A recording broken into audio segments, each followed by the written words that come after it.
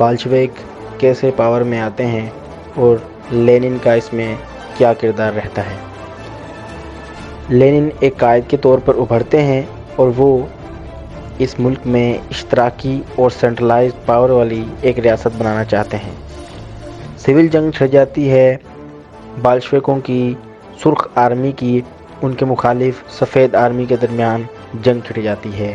سفید آرمی بادشاہوں کی باقیات اور سرمایہ کچھ لوگوں کی جمہوریت اشتراکیت کو پسند کرنے والے کچھ لوگ ہیں۔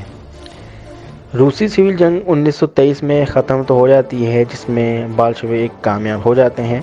اس میں ٹروٹسکی کا ایک بہت اہم کردار ہے جنہوں نے فرنٹ سے لیڈ کیا۔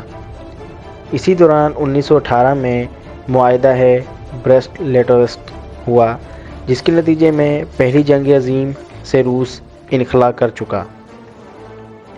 اس کے بعد سول وار کے نتیجے میں مصیبتیں، تباہی اور قحط برپا ہو گیا روس کے اندر۔ بالشویکوں کو بیرونی مداخلت اور کچھ مخالف دھڑوں کی رکاوٹ کا سامنا رہا۔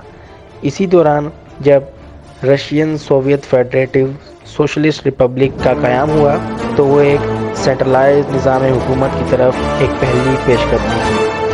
اسی سے سوویت یونین کا اثر نو 1922 میں ایک تعامیری معاملہ شروع ہوا جو کہ لینن کی قیادت میں تھا۔